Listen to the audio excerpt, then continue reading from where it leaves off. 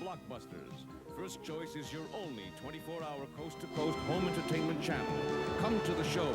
Come to number one for entertainment. Come to First Choice. Call your local cable company now. BC TV, we're giving it all we got.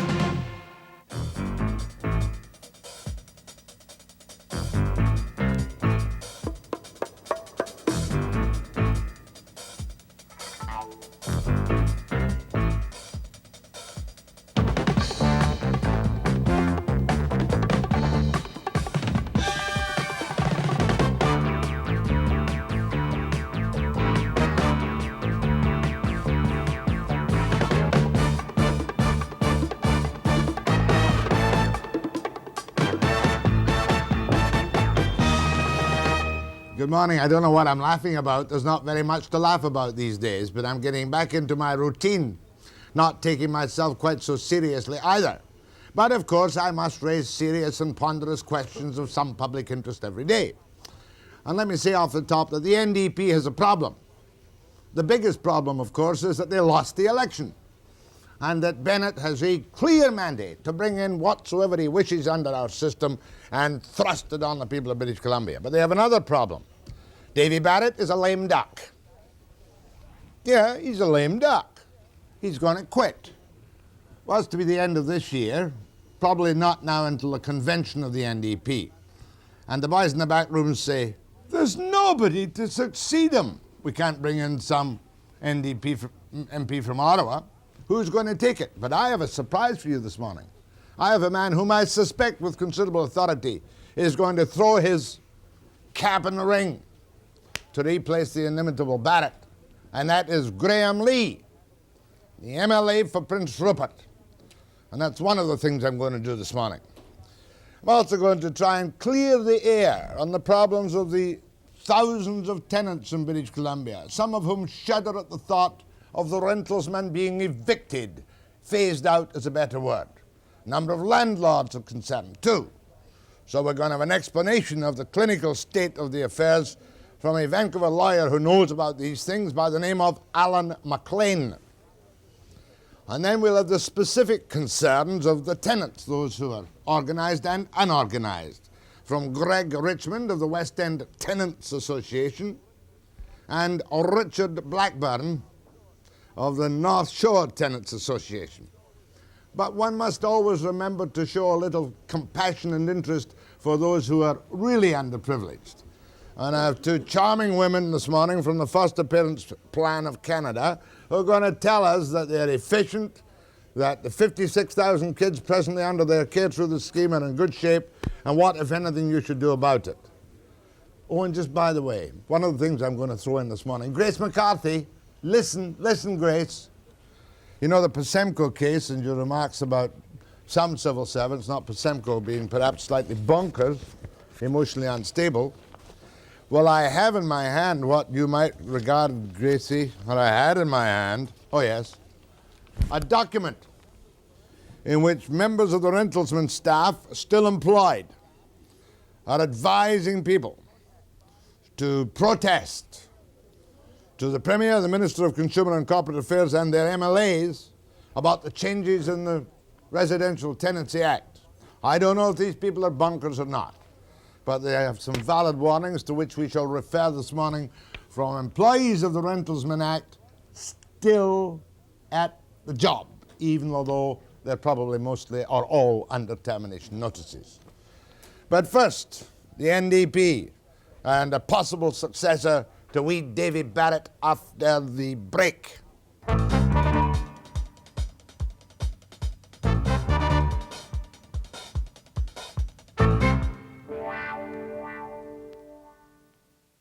Graham Lea is the member for the House from Prince Rupert. Graham, you have a statement to make. Which camera is it, Freddie? Three. Camera three. Make your statement without interruption. Without interruption. I'm going to be throwing my hat into the ring for the leadership of the New Democratic Party in British Columbia. I've got the political experience to do the job. I have the energy to carry it out, and I have a vision of which way I want this province to go and which way I want my party to go. Have you told the caucus of the NDP in the House that you're making this announcement today? Yes, I told them last week. Told them last week. Was it received with the enthusiastic applause, or did they put their heads down and say, "Oh my God, the guy from Prince Rupert to run the party"? Well, I can't quite figure out what it means. My hat came back out of the door. but no, at this point, I think most people in caucus are being careful, and I hope they are. They're taking a look at all of the people who are applying for the job, and they're going to assess it as the months roll by. Name the others who are applying for the job. Well, we have Al Passarell from Atland, Dave Stupich from Nanaimo, Bob Skelly from Port Alberni. Have they all announced their intention? They've all announced their intention. Al Passarella. Oh, the guy with the grizzly bear. That's right. Dave Stupich, of course, good, faithful old-timer, finance critic and finance minister for many years. Who's the other one? Bob Skelly from Port Alberni. Bob Skelly from Port Alberni. All right, I'll have to interview them all in due course. But first of all, Mr. Lee, what kind of socialist are you? Are you a Harry Rankin type socialist, a Davy Barrett type socialist, or what? Or somewhere in between? Well, they will have to answer for themselves. you. I'll tell you what I am. I believe that socialism is a philosophy, not an ideology. I think that what we need in society is order in order to supply the goods that we need to survive. And that the way to get order is through compassion and cooperation as opposed to self-interest and competition. That sounds wonderful. Compassion and cooperation as opposed to self-interest and competition. How old are you? I'm 49. How many years have you been in the House? Since 1972, 12 years. 12 years. Give me a resume of your experience in the real world. In the real world, before that, I was in the unreal world of broadcasting, Jack, along with yourself and many others. You're working for Mother Corporation, as I recall. That's right. Were you a reporter or an announcer? I was in public affairs in the last. So, yeah, you were a reporter come whatnot in CBC. Now, when does the challenge come? When is Davy Barrett actually going to quit? Can you tell me finitely? Well, it was first thought that we would have our leadership convention at the end of this year. That's now been postponed until May. At the time Dave said he would stay until the end of the year in the convention, I would suspect that he's probably thinking of going till May at our convention now. And then you'll have a convention. And this, of course, is this the reason, the fact that Davy is a lame duck, that your opposition in the House to some of this revolutionary stuff from Bennett is so lackluster? I don't think it's lackluster. The problem is that when you're filibustering, you are confined to saying the same thing many times. You're not going for quality, you're going for quantity. A filibuster is a recognized parliamentary procedure where you hold up the proceedings of the House to draw attention to the fact that you're displeased. At $80,000 a day? Look, democracy is not cheap, and $80,000 a day is no more expensive now than it was when the Social Credit were filibustering the Land Commission Act. It's the Conservatives do it in Ottawa. BC is the only place that I know of where reporters take the cost of democracy and publish it every day. Fair enough, perhaps. Okay, here we are now, and you've got the Bennett package, correct? And he has a total and absolute mandate, has he not, Mr. Lee, to bring in every one of the measures, even if he didn't tell us about them during the campaign? No, I don't think he has a mandate to do what he's doing. Why not? It's a democracy. He's got a majority. He can do what he likes. Well, it's because it is a democracy. And I think you have to put into perspective the win. Out of every 20 votes cast in the last election, 10 were Social Credit, 9 were NDP, and 1 was other. Now, the majority he has isn't in the popular vote. It's the way the seats worked out. Well, that's just the way the ball bounces. That's the way the ball bounces, but the majority of people in this province, even those who voted Social Credit, I don't think voted for the package they're getting. All right, you pretend you're the putative leader of the NDP. Oh, first of all, a simple question.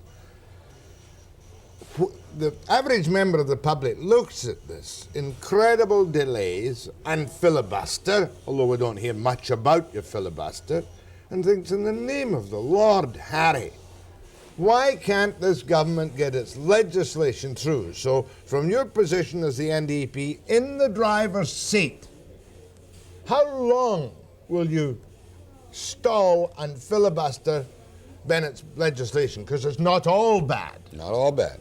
Not all bad. And we are now, we've reappraised the direction we're going in, and we're going to be concentrating over the next while on those bills that are particularly bad, and there's about a dozen, the dirty dozen.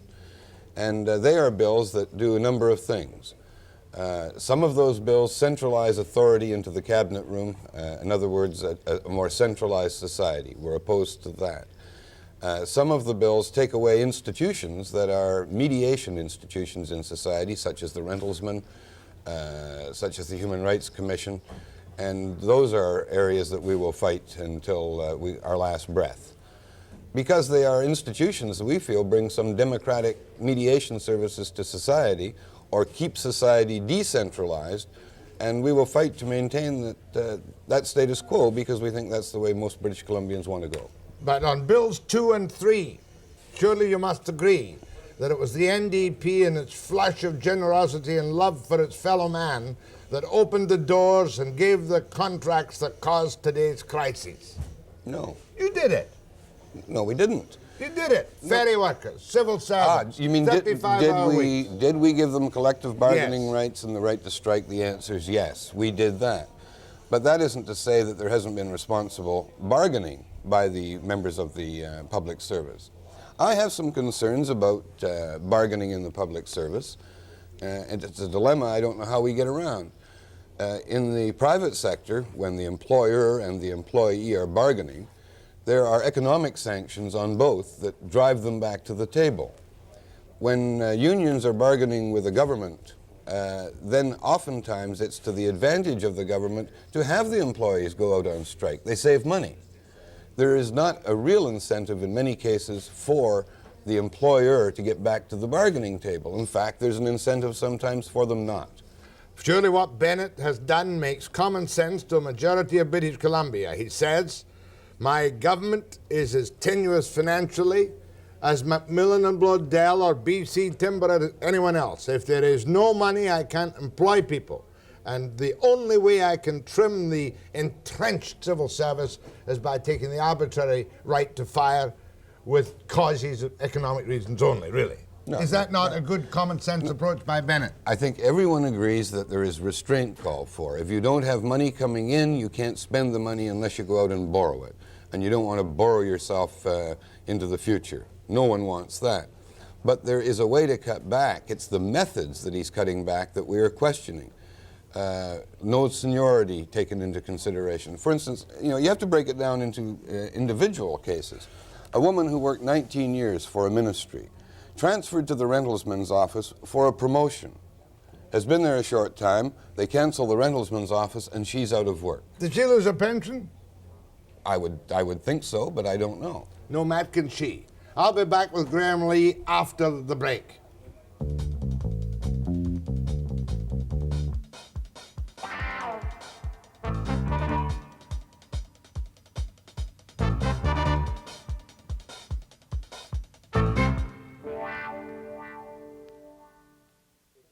Snap question. You would certainly agree with me that it was most unwise of the federal government to give $600,000 to QB and find some of it used for solidarity.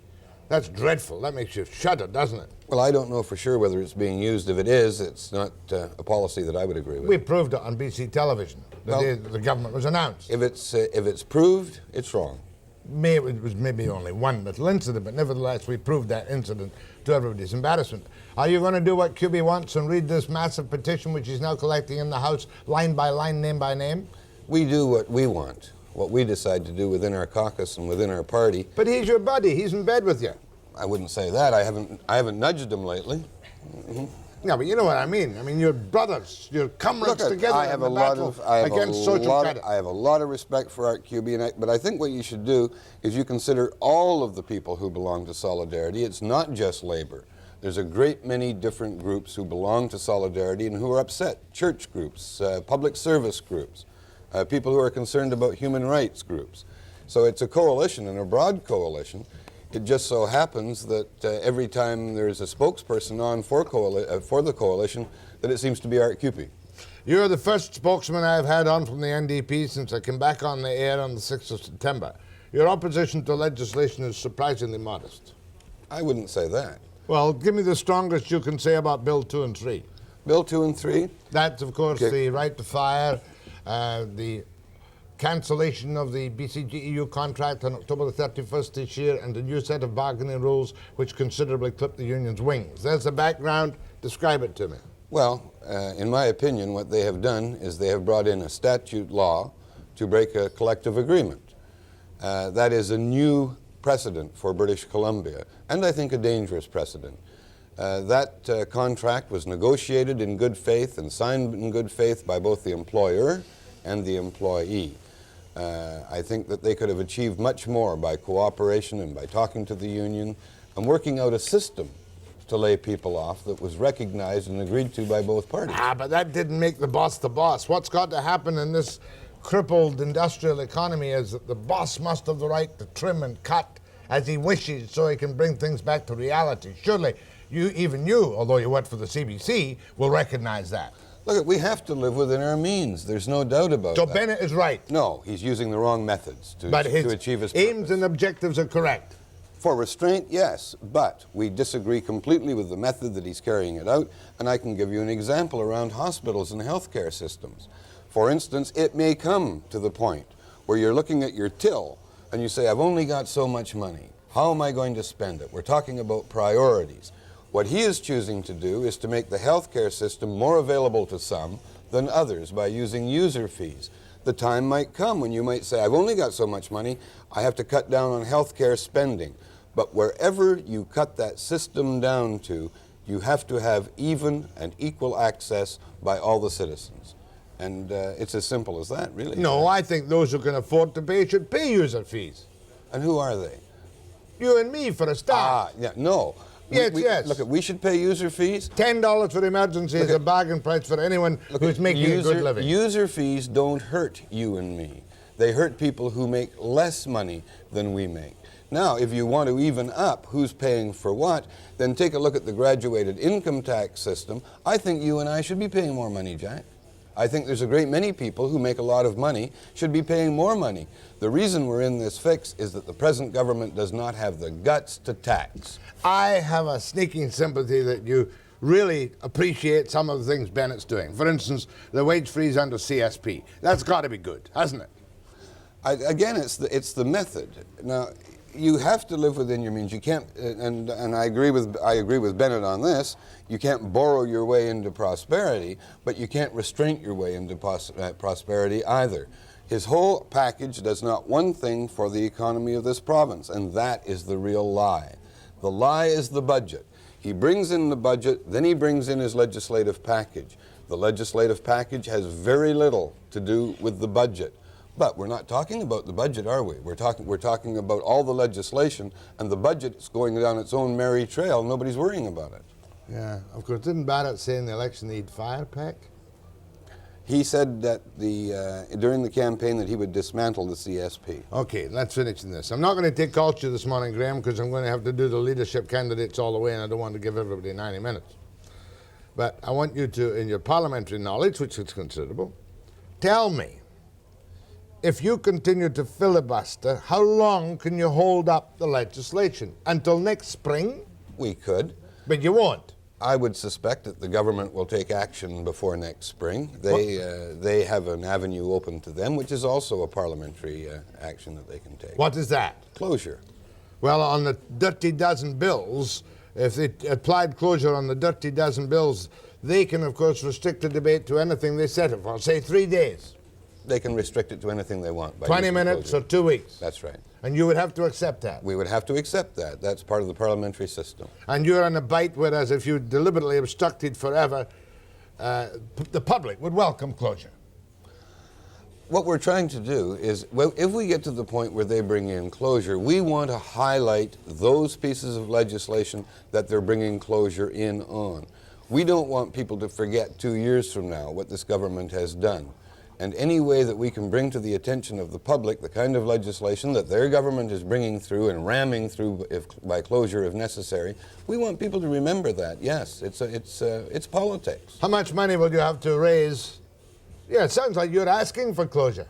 No, I'm not asking for closure. I'm asking for them to change their mind. But I have very little hope that they'll do that.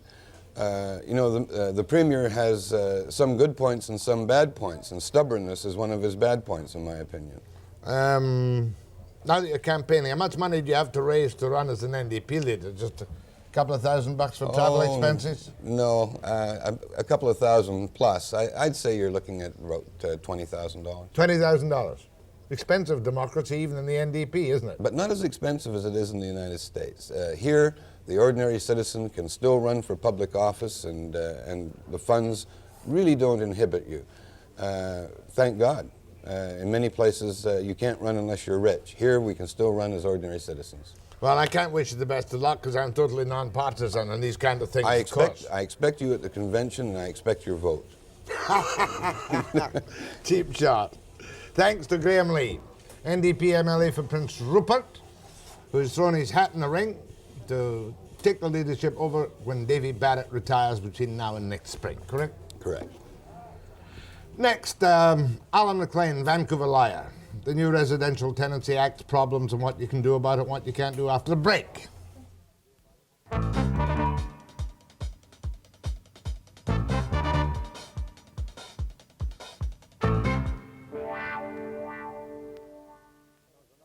Allan MacLean is a Vancouver lawyer who knows an awful lot about tenancies and rentals and the changes in the British Columbia law of landlord and tenant.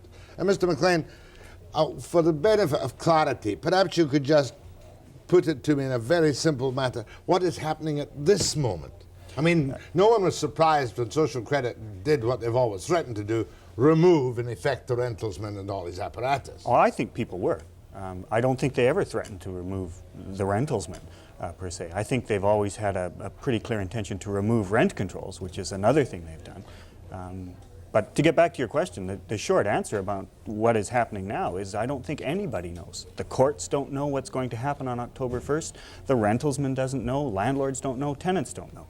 Because Bill 5, the new Residential Tenancy Act, which makes 3 very fundamental changes to landlord and tenant law, has just been introduced and given first reading. And Lord knows when it will be passed and proclaimed. You'd have to ask Mr. Hewitt and Mr. Bennett. It will, of course, be retroactive anyway when it's proclaimed. It's expressed to be retroactive, parts of it to July 7th, parts of it to October 1st of this year. But until it's proclaimed, it simply doesn't exist legally.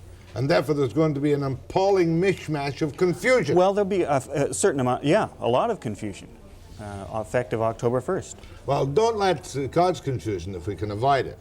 As of July the 7th, all units were out of rent control, correct? That's correct. That was done by a regulation, not under the present Residential Tenancy Act. I personally have some doubts about the validity of that regulation, but it's... But never mind. As far as the public is concerned, rent control finished in July. Yes. So that is the law now. On the proper notice, any rent could be increased to anything. On proper notice, any rent can be increased to anything subject to rent review, which is different from rent control. Right, but the rent review dies when? The rent review dies October 1st, 1984, I believe. Not till the end of 1984. That's one of the few, not till the end of September 1984. The Rentalsman will continue to hear rent review applications until June 30th, 1984. Okay, June 30th, and then he'll have to give his decisions there after that. The Rentalsman won't die until October 1st, 1984. Let me get this right now. July this year, all rent controls vanish. Right. Right. The Rentalsman's office will be closed and sealed on October the 1st, 1984. Yes. Gone. Everybody gone. Right? Commencing October the 1st, which is just in a few weeks, the security of tenure for tenants is reduced. In what way? It's reduced in that at present tenants can only be evicted with cause. Effective October 1st, if this law goes through. Oh, the law will go through. Let's not confuse that much. Well, when it goes through. Right. Then tenants will be able to be evicted without any reason whatsoever. You will be able to evict a tenant on 90 days' notice for no reason whatsoever. We will be one of the very few jurisdictions in Canada that have that kind of legislation. So let me get that clear. As of October the 1st, the landlord comes and he gives you a specified notice and says, get out. Get out in 90 days. Now, that 90-day notice is phased in that you can't start giving those, the 90 days can't become effective. I didn't write this legislation, so I'm not going to be embarrassed by it. You. Right. In other words, the time periods for the notices without cause phased down from October 83 until it comes to 88 days on April the 1st, 84. Right. That's when the 90 days becomes effective, is April 1st, 1984. But it will lead to evictions without cause, landlords being able to evict tenants without any reason. All right. I think that will hurt the good landlords and the good tenants only, myself. Now, as of October the 1st, 83, I can't go to Rentalsman for mediation or conciliation or get him to correct my landlord's faults or my tenant's faults, can I? No. Although, as a matter of fact, we don't know what you'll be able to do on October 1st, 1983, because this law is still at first reading stage. Well, I'm presuming it'll be passed retroactively and all the rest of it. But Well, you're talking but as a lawyer. if it's not passed until October 15th retroactively, if someone comes to my office on October the 5th and asks for my advice is you go by the law as on October the 5th, which says Rentalsman, which is the old act. I mean, that's one of the reasons why there's going to be a lot of confusion and chaos. And after this technical date of October the 1st, who will hear landlord and tenants' troubles? Who will handle the disputes? Essentially, the superior courts, the county court and Supreme Court, which, I mean, we all know Well, the the backlog. Attorney General told me yesterday, the provincial courts, he's wrong. He's wrong, yeah. The You provincial mean to courts will handle minor lawsuits between landlords and tenants. The superior courts will handle evictions. The superior courts will handle applications for tenants to redirect the rent where the tenants say the conditions are not up to par in these premises. You'll end up in a superior court for that. Oh, you bring something back to mind. At the moment, if you had a dispute with a landlord and the rentalsman decided there was some validity to your dispute, you paid the rent into the rentalsman. You can, yes, if it's a dispute about the quality of the premises or the landlord's maintenance. And yes. he held them in trust until the matter was resolved. If he ordered that, yes. If he All right, from here on in any major dispute on eviction without cause, Any eviction. Any eviction. Any eviction period will have to be handled if it goes to court. If the tenant doesn't want to move, the dispute will be resolved in the Superior Court. but the Act says in a certain time, eviction without cause. Can I still go to court on an eviction? Not on an eviction without cause. You might have some difficulty. But that's 3 months' notice. If a landlord wants to get a tenant out with cause, it's 10 days' notice. But if the tenant disputes that, then that ends up in court. How With long all the would- cost I and get delay that. involved in the that. penny's dropping. Right. If I'm a bad tenant, Dropping into my pocket. yeah, that's right. If I'm a tenant and I get a 10 days notice to be thrown out for cause, Right. I can go to the county court. What I would do, what happens is I would sit tight on that notice. If the landlord wants to get me out, he cannot do it legally without an order for possession from the county or Supreme Court. And when I'm served as a tenant, as Joe Tenant is served with the court papers starting that, then I go and see a lawyer and I draw up affidavits swearing that what the landlord says is true is not true. And there's got to be a trial then in a court. In other words, we're putting the law right back to somewhere in the area of 1969 and Yes, previously. Previous to 1970, in my view. 1970. Yep. So if I want to fight a tenant for what I regard as a bad eviction, or merely if I'm awkward and I'm not going to move, Right. I go to the county court, start my action. Yeah. I must get a lawyer, generally speaking. He must get a lawyer, generally speaking. How long will it take in the state of our jammed courts to have such an action settled? It would depend, because it's not a trial as such. It starts out in what's called chambers. You can get on in chambers in 2 days. But the problem is, if you estimate in chambers, and you can ask any lawyer that you're going to be heard and it's going to take 2 hours to be heard, you don't get on that day. You sit around all day. Your lawyers sit around charging you whatever they charge per hour all day, and then say, well, we'll try it again in a week. Maybe we'll have better luck on the chambers list. The chambers list in Vancouver is a horrid mess right now, and that's where these cases are going. Well, even if the government had done it with the best will in the world, it's going to be a legal shambles. I think it is, yes. More with Allan MacLean and a couple of representatives of tenants' organizations after the break.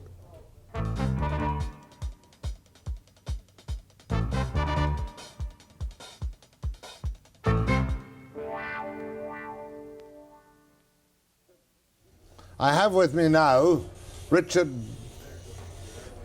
Blackburn, sorry. Which is Richard Blackburn? Right here. I'm terribly sorry, It's Richard all right. Blackburn. North Shore Tenants and Greg Richmond, West End Tenants Association. But before I turn to them, I have on the I got this morning a copy of a leaflet issued by the concerned members of the Rentalsman staff, in which they advise people, and I think this is landlords specifically, to protest if they think this has all gone too far to the Premier, etc. Tell me, sir, what are your concerns are you under termination notice? Are you there? Yes, Mr. Webster, I'm here. Are you under termination notice? Yes, I am, Mr. Webster. Everybody in your department is under termination notice of some time up until April 1984, correct? It's actually to the end of September 1984, Mr. Webster. Right now. What are your concerns now, and why are you sending this round to landlords, a message to landlords? Well, obviously I'm concerned on three levels. The first of all, naturally, is I'm an employee who's losing his job. I can't hide the fact that I'm concerned about that. We all are. We would be deceiving the public if we tried to say that we weren't. Right. But we're also concerned as conscientious members of the staff who have done a good job here for a long time and have seen how important it is to landlords and tenants. We're also concerned as taxpayers. It's been said that abolition of this office has been done in the name of restraint, but what is really happening is one bureaucracy is being replaced with another, and that is the rentalsman is being replaced by the courts. All the work that is primarily done by the rentalsman now is being transferred to the superior courts by and large, and that forum is far more expensive not only to the taxpayers but to the individual landlords and tenants involved than is going to the rentalsman at present. How many? You handled something like 40,000 disputes last year, am I correct? Over 50,000, I believe, actually. And of those, there's another important service that people are not aware of always, and that is that the rentalsman offers a mediation service. Many of those 50,000 disputes that were handled last year, 15,000 of them were resolved through mediation. And you're saying that even with the cost of the civil service staff and the BCGE agreement and the overall analysis, this is cheaper than letting it go back to the courts? Far and away, far and away. Now, what are you advising landlords to do these days? Are you advising them to do anything specific? Well, first of all, we're advising them to continue to come to our office and to realize that we are open. Many members of the public, landlords and tenants alike, do not realize that the rentalsman was not abolished on July 7th. Rent controls were, but the rentalsman continues until the new legislation is passed. It's projected to be passed on September 30th, but so far there's no sign that that legislation is going to be in place on September 30th. The rentalsman is continuing to open new files, and new work is coming in all the time, and landlords and tenants should know that we are still here carrying out our legislative mandate. That mandate also includes advising the public. We handled over 200,000 telephone calls and walk-in inquiries last year, and that service is still being offered. To landlords and tenants alike, we don't think that many of them realize just how this legislation affects them. They've been kept in the dark, and we suggest that they do as much as they can to learn about how it affects them, and when they realize the negative impact, I think they're going to want to write to their representatives in Victoria and protest it. Well, now, I'm certainly grateful that you called, and I'm sure you're very sincere, but you might be regarded as bonkers, treasonous, and unloyal. I have no doubt, but in some quarters I will be. But I think the message is too important to be deterred by some petty criticism such as that. Have you met a favourable response from landlords who found the Act useful? Far and away the majority that I have talked to and that others in the office have talked to since July the 7th have in the vast majority all said that they are loath to see the rentalsman disappear. They're loath to have to take their disputes to court, the attendant delays and expense. In some areas, particularly landlords from the northern part of the province and smaller towns, the courts only sit for a couple of days every 6 weeks, and these people don't know what they're going to do. Yeah, we're not going to go back to the old days of argy-bargy, noisy, how to get a drunken tenant out, how to deal with a landlord that puts barbed wire around his flower gardens. Do you remember those days? I do. Now, look, there are some new penalties in the Act for landlords, is that correct? That's true, yes. Yes, that's true. There's more offence provisions than there were before. I understand that there's a mistake in the legislation. Somebody told me this morning, nobody here, and that if a landlord wants to get back into his own premises, it's now got to take 3 months instead of 2 months. Is that correct? That's correct, yes. Is that a mistake in the Act? You would have to ask those that drafted the Act, Jack. I can't tell you. Look, I'm grateful for you. Have you sent this to all landlords on the mailing list of the Rentalsman? It's going to be sent to all of those that we know of. And you're doing that from outside the office, of course. Do tell me. That is Operation Solidarity that's really doing that. Oh, I see that. Okay, how many are still working in your office? Pardon me? How many are still working in your office? There's still approximately, throughout the province, 120 people. Well, all I can do is give you sympathy and thank you. Just a minute. And thank you for your call. Much obliged. Thank you. Bye. That was a useful kind of call. Now I'm going to go to Mrs. Blackburn and give me your hyperbole on this. Come on. Jack, we're still in a state of shock at this point in time over Bill 5. Come off. You knew they were going to abolish rent controls. Abolish rent controls, yes, Jack, we expected that. What we didn't expect them to do was to totally abolish tenant rights, and from our perspective, that's exactly what's happened. We didn't expect them to just chop the rentalsmen off at the knees, a very cost-effective tool of the taxpayer. And thirdly, we're still in a state of shock over what they've done to landlords. We find that very fascinating, that the changes that they've brought in or proposed to bring in do not make this system more simple. It makes it far more complex. It does not make it less costly to the taxpayer or the users. It makes it far more costly. So their own constituencies, forget about Richards and mine, are going to be all over their case if this bill is brought into effect. It's quite dangerous, Jack. The whole concept of without cause terminations is, I just find that very unfortunate. That Why should it be? The landlord owns the place. He's in there to make a buck on it if he can. As interest rates drop, he can surely decide who's going to use his place. Why shouldn't he be allowed to kick people out? There's no doubt about the fact that it's his property, but he is delivering a service and a product to the community, and that product is people's homes. And so there should be, consumer legislation to govern that, to govern excesses that can happen within that system. Well, does it now mean that we just revert to, correct me if I'm wrong, previous common law? A lot of it, yes. Residential tenancy law, landlord and tenant law. Yes, I think that's true, that we'll go back to whatever the system was before 1970. Common law will play a much bigger role. I think it will be a lot more expensive and a lot more time consuming, and I think an inevitable result of that is that there are going to be a lot more illegal activities by landlords frustrated or unscrupulous. Or tenants. Or tenants, same, yeah.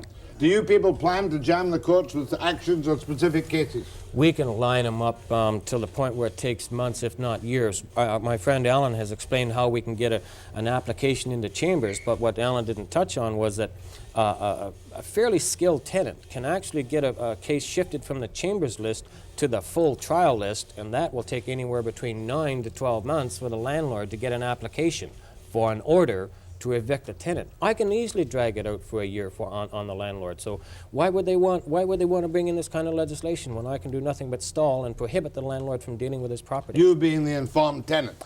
Yes. With or without a lawyer. Don't need a lawyer. And when you go into court, with this kind of legislation, and I can probably make statements that Allan can't, a judge would probably find it rather distasteful to deny tenants any of their rights in natural justice, the opportunity to speak. More conversation, more questions and calls after the break.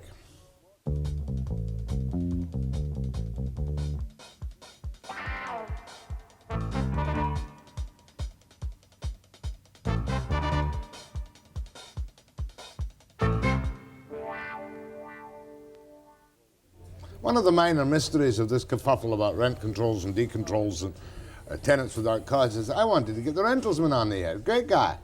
And I mean, a very guy who explains his own legislation very well, but he's on an extended leave of absence in Greece or somewhere. I wonder why. Perhaps just to keep him out the way. Now, where are we going to go from here? No cause, Jack. I'd like to bring to your attention the probability of the problems that no-cause termination notices can cause. What we're going to be faced with is a tool that can be used to allow less than scrupulous landlords to hassle, intimidate, discriminate against tenants on the grounds of race, color, creed, religion, politics, discriminate against tenants on the grounds of sexual preference, whether they're single parents. All of those kinds of discriminations can now take place when you have no cause provisions in landlord-tenant law. We've already got one on the North Shore. That will happen, I think, inevitably, is that tenants will not enforce their rights. Under the existing legislation, with the rentalsman who's supposedly there to protect the tenant from unscrupulous landlords, many tenants, many of my clients will not take cases to court because they will not take the rentalsman to court. They will not enforce their rights because they're afraid now. In the future, when they're subject to eviction without cause, you won't get a tenant who will complain. Well, that means every that other jurisdiction in Canada but one has legislation that at least protects a tenant from an eviction where he complains about the landlord's conduct. The only other legislation in Canada that is as wide in promoting eviction without cause is New Brunswick. So New Brunswick and British Columbia are on a par now. Yes. But that achieves the object of the government's plan, obviously. It means it gets rid of all these annoying tribunals. Yeah, and regulations. And I mean, they should abolish workers' compensation. That would get a lot of government regulation off the back. Zoning, In essence, same thing. In essence, with no cause evictions, there is no Residential Tenancy Act. I've already got a case on the North Shore. We have a lady, she's gone through the rentalsman about the rats in her basement. Okay? Now, the landlord has told her now, as soon as that legislation's in, I'm going to hit you with a no-cause eviction because you took me to the rentalsman. Just waiting. And he's perfectly entitled to say that now, isn't he? Mm-hmm. Well, right now he can hit you with a massive rent increase. And if you can't pay the rent, then... But now, let me put on my social credit cap if I can find one big enough for my head. Okay. And let me say that the removal of rent controls is the only way to, in a free market, to supply the necessary housing with the competition which will bring down... Rubbish. New housing has never, ever, ever, ever been subject to rent controls. New housing. There has never been a disincentive to build new housing from rent controls. It's never been covered. In other words, this hits precisely at the 300,000 units, is it? When what rent controls protect right now are the people at the bottom end of the spectrum, the people who need affordable housing. 97% of the vacancies in Vancouver are in non-rent controlled stock. When the government says that rent control is not necessary because there's a large market out there, it's not true. There is no large market for units covered by rent control. Expensive units that are not now covered by rent control, you can pick and choose. It's quite simple, Jack. What they needed to do was get rid of rent control so that they could make the new stock on the market right now more economically competitive. Because controlled units were as much as $200 a month less than new stock, you had to get $500 a month to cover your costs. Now, if you've got most of your suites under controls at $300, nobody's going to rent the new stock. So they're going to have to get rid of rent control so they can push existing stock up to make the new stock more competitive. Well, that makes logic from their point of view. From their point of view. Jack, if there was affordable housing, for those who really genuinely need affordable housing, I'd have no problem with the concept of no rent controls. Mm-hmm. I don't know. Yeah. You predict a mess. I don't see any way around it. Well, look what we're faced with. What about with. rent strikes? Look what we're faced with right now. I brought some of the new notice of rent increases that are coming out. I've got a tenant here that is facing 133% rent increase. Right? The landlord wants to get rid of the tenant. And this is a method of doing it. What tenants are going to have to do is look at every possible card that they have to play. And who knows? There might very well be rent Let's take that case right now. You say, how much has the rent gone up? From what to what? $139 to $325. Well, 139 was obviously an extraordinary... You should see it. It isn't worth 139, but it's somebody's home. You mean it's a little bit of a slum? A lot of a slum. The roof is caving in, etc. What notice must he give to put up that rent to $300-some? The circumstances haven't changed. He simply gives her a form. 3 months. 3 months, and notice to let her know there is the opportunity for us, and I'm going to have this at the Office of the Rentalsman to review it.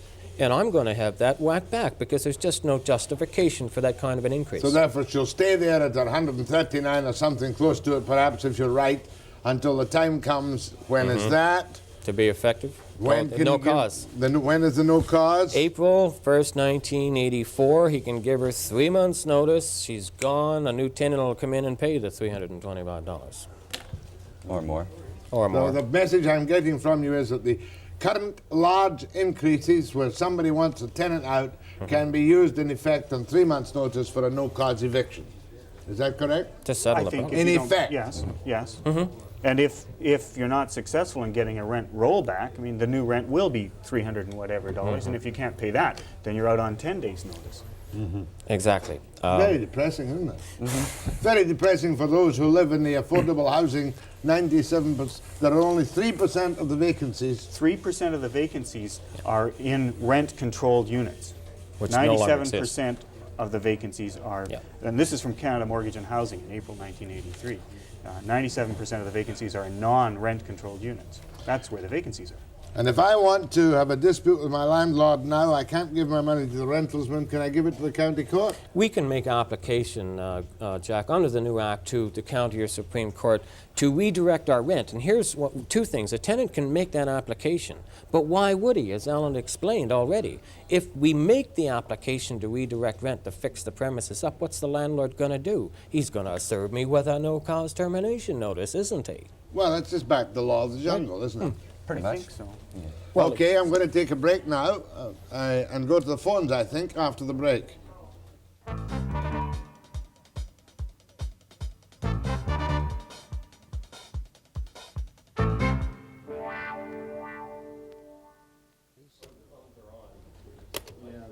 There's something wrong with the phones.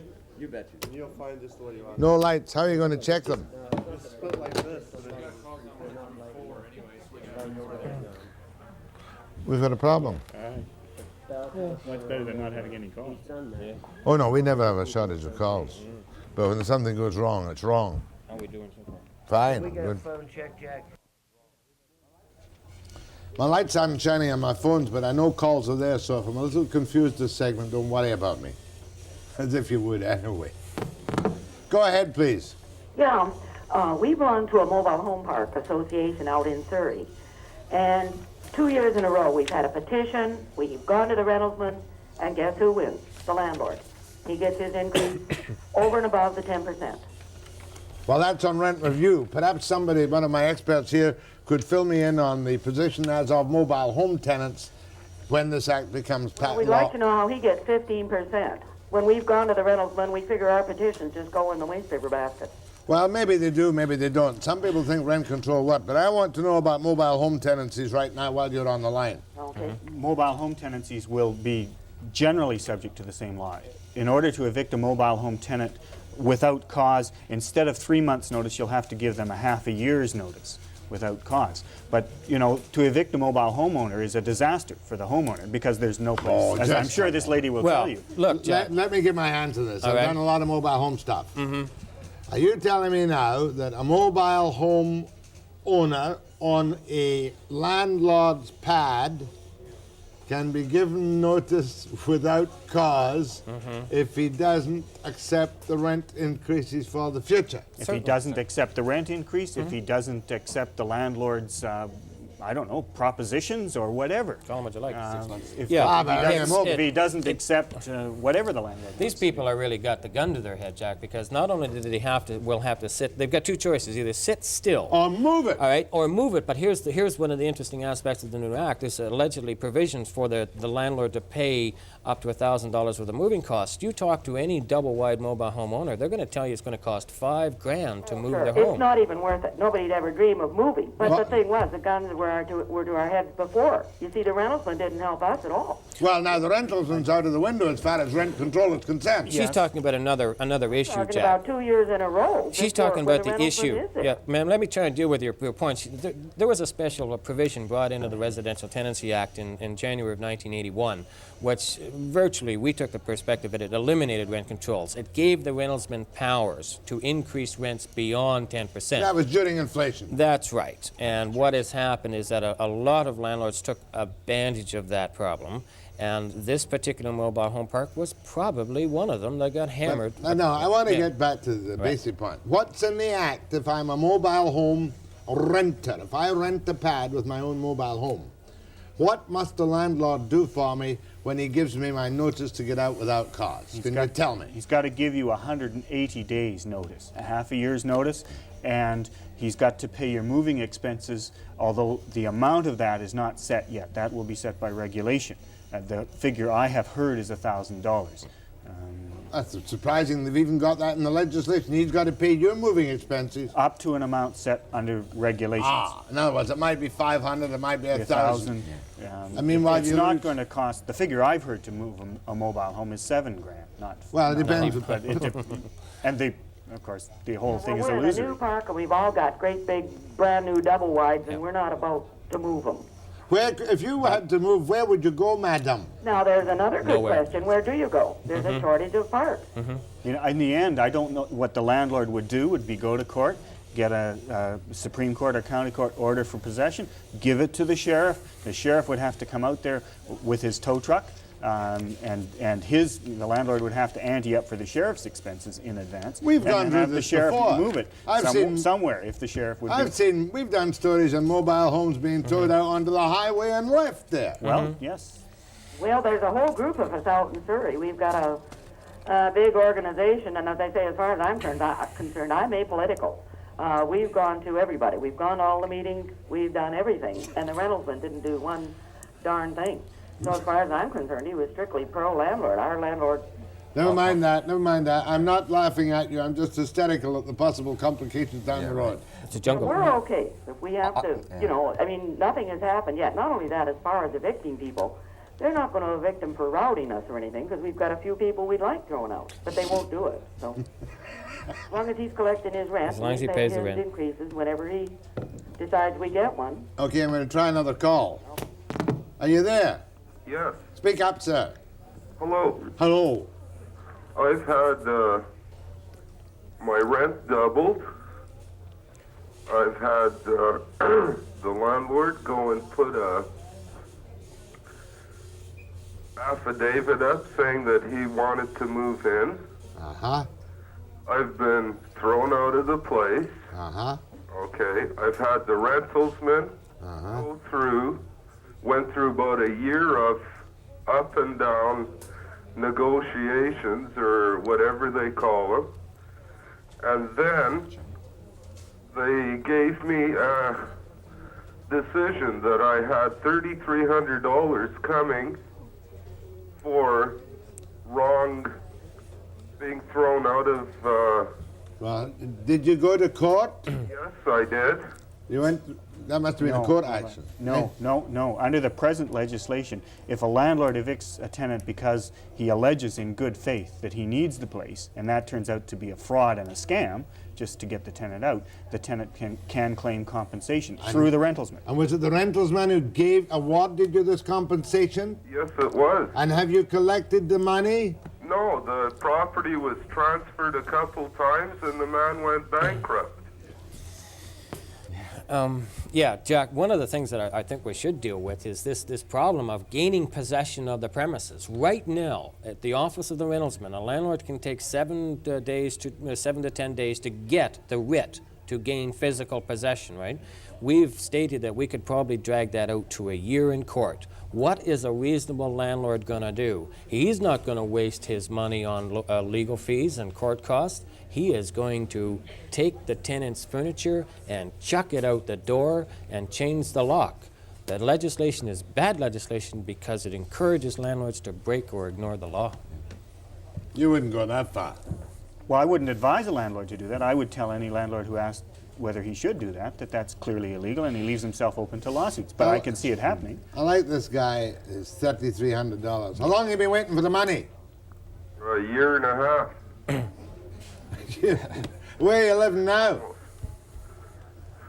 Have you got another place to live? Yes, I do. Have you got a job? No. What are you living on? Nothing right now. What? You on welfare? No, I didn't apply for welfare. Oh dear, oh dear, oh dear. Jack, one of the things about this legislation, there's nothing in the bill that specifically says that you can dispute a notice of termination, any notice of termination. I saw that. There's nothing in there. When you're given an eviction notice, you're found guilty. But you have no. Forgetting what you don't that. dispute is the You notice can of dispute termination. You dispute the landlord's application for an order for possession, which is the order directed to the sheriff to boot you out on I've the got street. that. I get my notice of termination in due course, 88 days to get out or whatever. Right. And I cannot dispute that. That will be. There's no mechanism to dispute That is the law in effect. Yeah. But when I sit there tight and the landlord comes to tell me to go, I say, what's You that need an effect? order from the court. Go to the court and get an order. And he must get an order from a court, and the sheriff's officers, male or female, must come and strong-arm me onto the Out and street. change the locks or whatever they do. Thank you for your call, sir. Do let me know. Go back up to Rentalsman today. Maybe we should call the Rentalsman. Get that chap's name. We'll call the Rentalsman about the $3,300. The 1 on 3. Okay, all the best, boy. I'll talk to you later, perhaps, after the break.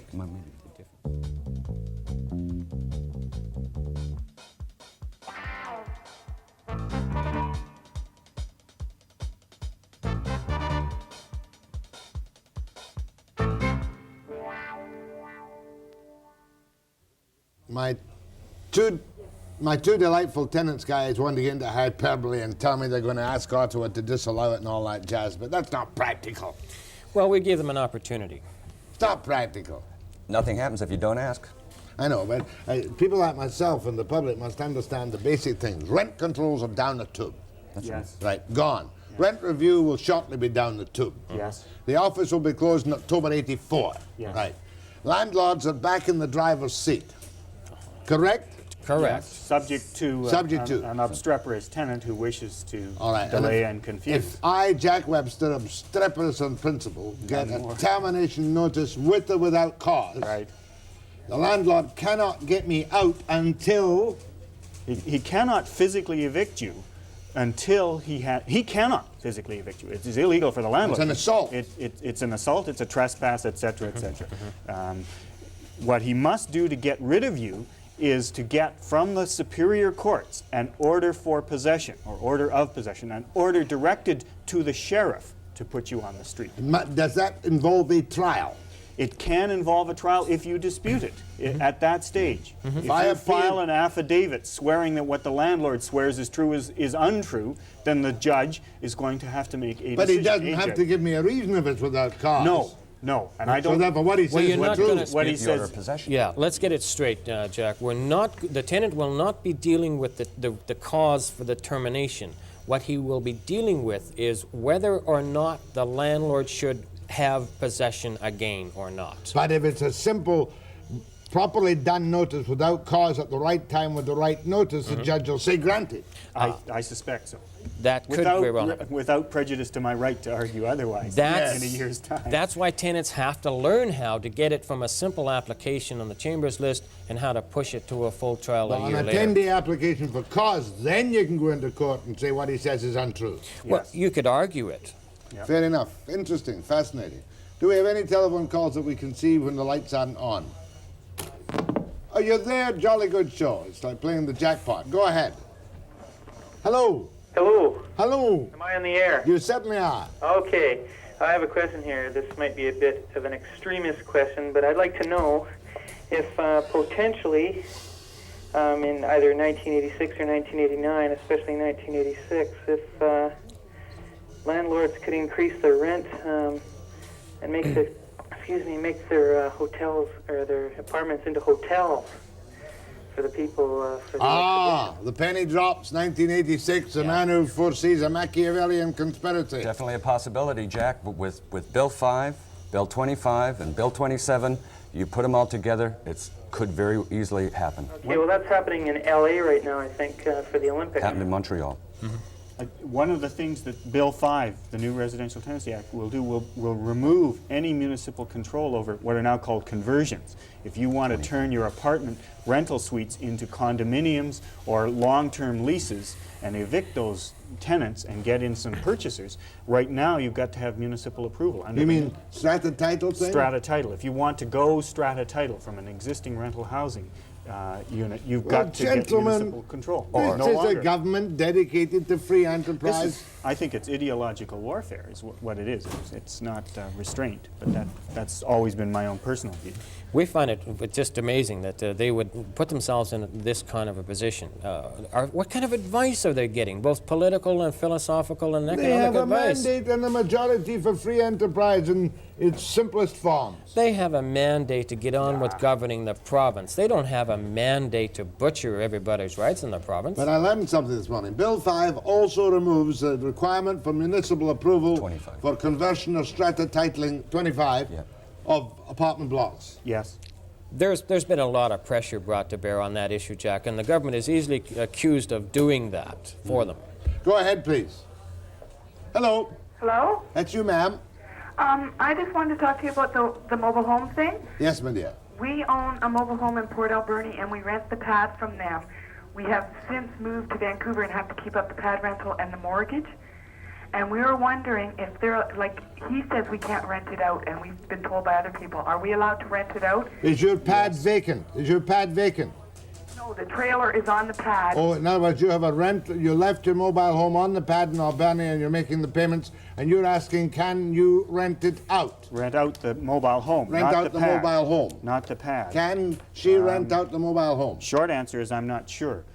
And I'd have to check the present act. There is a section in the present act that deals with renting out pads of mobile homes and says that it's illegal for a landlord to refuse consent to that.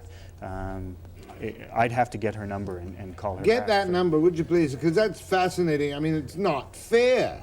What? Providing she produces a reasonably satisfactory tenant, I don't see how a landlord can. Are you allowed to sublet an apartment? You are if it's a lease that's longer than 6 months. You are allowed to sublet. Otherwise, you need the landlord's consent. In any case, you need the landlord's consent. If it's more than 6 months, he can't withhold it unreasonably. Jack, I've always believed that landlords and tenants should try and work out their problems first. If I could ask the caller, have you talked to your landlord about it? Have you explained your problem and said, hey, look, if I find a good tenant, can I sublet? Will that be all right with you? Yes, we talked to him, and he said, no way. Well, Okay, now you need legal for advice. sale, and the guy that sells mobile homes is selling this right now, and he says, yes, we can rent it. He knows all the rules or something, and he says, yes, we can. Anyway, we'll get your number and let you know about that. It doesn't seem fair to me, ma'am, and thank you. Go ahead, please. Hello. Hello. That's you, sir. Oh, yes. Don't you think that the higher vacancy rate, when the other gentleman was mentioning that 97%, I believe, of the... Are in uncontrolled units? Yeah, right. That substantiates the fact that providing free enterprise or prices to fluctuate in the above 400 category provides a greater amount of housing overall, and that lower rate vacancy and that lower vacancy rates. I'm inclined to think it will fluctuate myself. You probably don't agree with me. We've seen some of it now. On the North Shore, and this is particular to the North Shore, I know it's different in the West End, but on the North Shore, most controlled units that were there were gone last year already. So some market influences are good in effect there right now. Gentlemen, I'm grateful to the presence of Richard Blackburn, North Shore Tenants, Greg Richmond, West End Tenants, and to Allan MacLean, a lawyer who's been very helpful indeed to me this morning, trying to understand the basics of what's happening retroactively for sure It seems, yes. in British Columbia. And I'll be back with the Sloot and Schutt after the break. Thanks, Jack.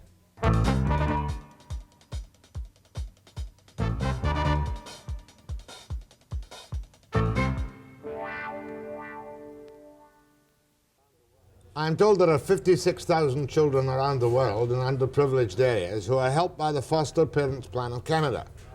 And I just when they asked to come on air. I said, sure, you got to show a little bit of the milk of human kindness now and again and raise your eyes above the Rocky Mountains.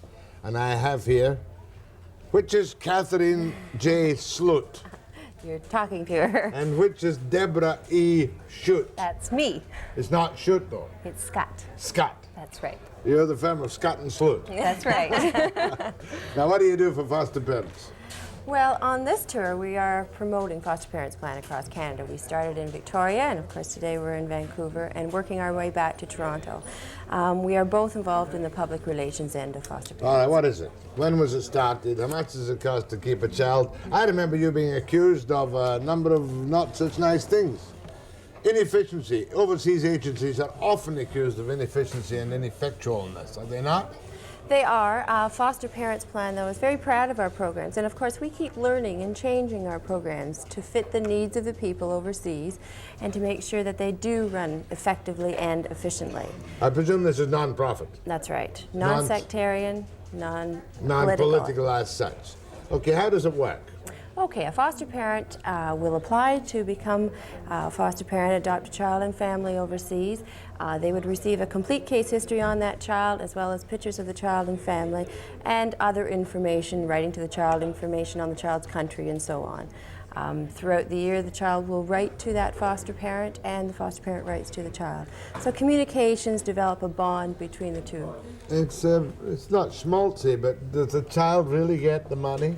Oh, yes. Okay, how much, just give me the specifics on foster parenting a child, say, in Nicaragua, or Bolivia, or Colombia, or Egypt, or Guatemala, or the Philippines, or whatever. Okay, it's $23 a month. Now that money is sent overseas. 87.1% of that money is sent overseas, and that goes for the support of the child, family, and also community. So $23, $19 goes overseas to whom? To the plan representative in these countries.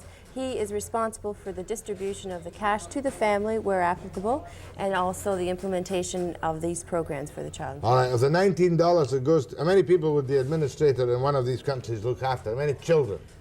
Well, it depends on the size of the program.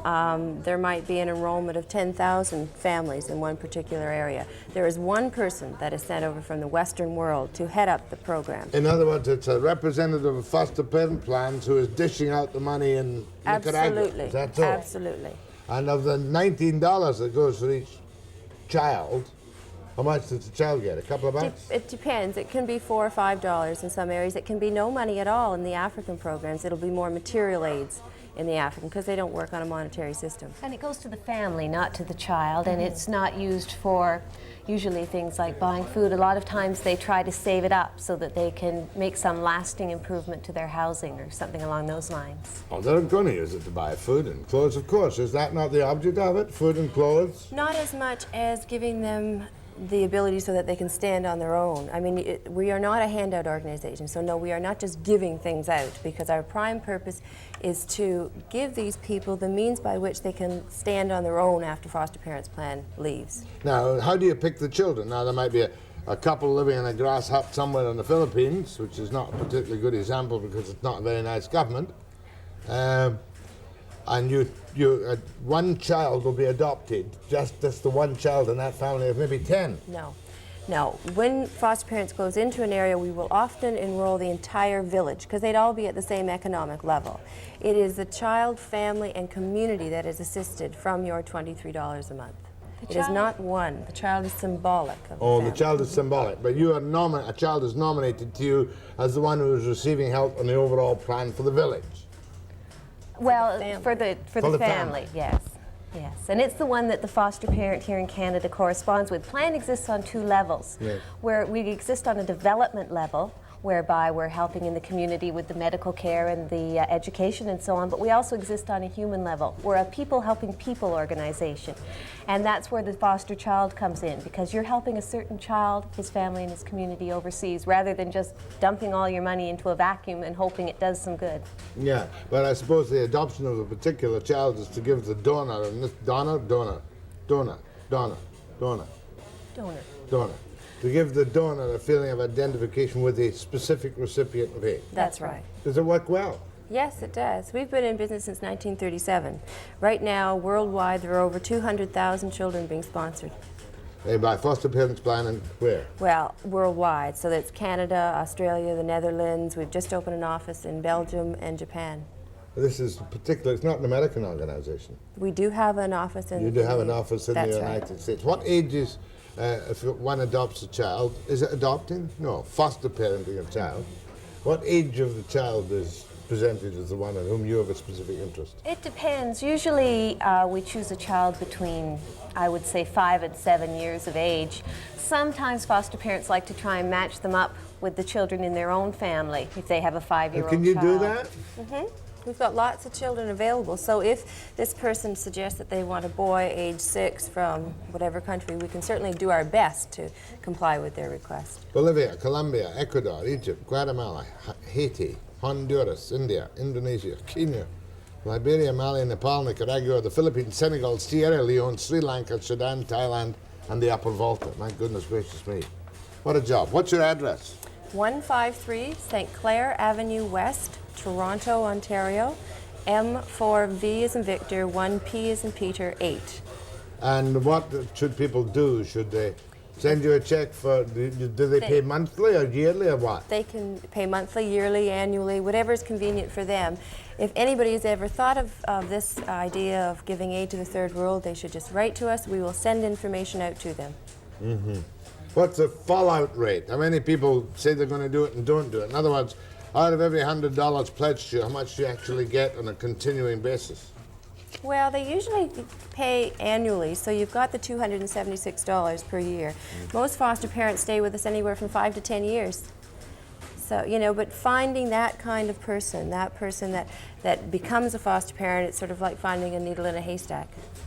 You mean they're difficult to find today? They are difficult to find. Although well, our own economic situation, there aren't a lot of people out there that at this particular time can afford $23 a month, so we suggest to do it on a group basis. School groups, employment groups, you know, things like that, where it's costing maybe less than $1 a day. Good idea, and I've been grateful for the presence this morning of Debra Schutt, Foster Parents Plan of Canada, and Catherine Sloot of the same organisation, and you've seen the address up. I'll be back after break.